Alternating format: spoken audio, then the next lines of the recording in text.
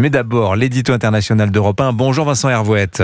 Bonjour Dimitri, bonjour à tous. Le Liban, Vincent, va peut-être élire son président aujourd'hui.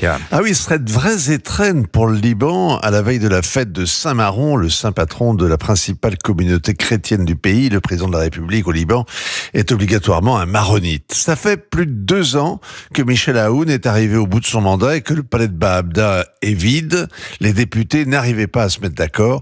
Et c'est vrai que c'est toujours compliqué car il faut un consensus entre les communautés qui soit approuvé par les Occidentaux et par les pays du Golfe qui tiennent l'économie à bout de bras. Et jusqu'à présent, le Hezbollah et ses alliés bloquaient tout en voulant de nouveau imposer leur champion. Mais justement, le mini chiite a été décapité, le régime syrien est tombé, il y a un effet domino et les Libanais veulent en tirer profit. Le Parlement se réunit en conclave tout à l'heure et on espère un peu de fumée blanche dans l'après-midi. Pourquoi c'est important cette élection ? Alors c'est vrai qu'on peut se poser la question. Après tout, 8 présidents sont succédés depuis que le pays a plongé dans la guerre, il y a 50 ans, et ils n'ont pas empêché sa descente aux enfers. 2 d'entre eux ont essayé et ils ont rapidement été assassinés. 2 autres ont prolongé leur mandat pour mieux ne rien faire d'ailleurs. Le plus honnête avait des gardes du corps qui semblaient là pour l'empêcher de fuir en Suisse.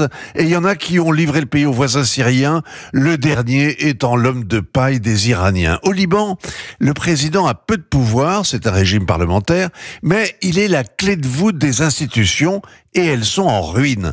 Il n'a même pas été possible de former un gouvernement après les élections 2022. Ça va faire 3 ans que le Premier ministre expédie les affaires courantes. Elle ne court plus, réformer est impossible, tout est paralysé. L'administration noyautée par le Hezbollah est à relever.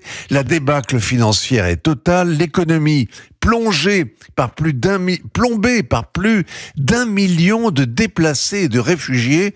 La facture de la dernière guerre avec Israël va s'élever à 8 milliards d'euros supplémentaires. Or, justement, les négociations avec le FMI sont enlisées et les bailleurs de fonds réclament un minimum de stabilité, donc un président pour commencer. Alors parmi les présidentiables, le chef de l'armée serait le favori, Vincent. Le général Joseph Aoun. Alors il a 2 ans de handicap, d'abord il s'appelle Aoun, mais il n'y a rien à voir avec l'autre général Aoun qui a tellement déçu. Et puis ce serait la 4e fois consécutive que le chef de l'armée devient président. Ses prédécesseurs n'ont pas fait d'étincelles, tout le monde n'est pas de Gaulle, mais un général, ça présente bien, c'est une promesse de stabilité. Celui-là au moins passe pour honnête et courageux, c'est pas si fréquent. Il rassure les grands électeurs que sont les Occidentaux et les pays du Golfe.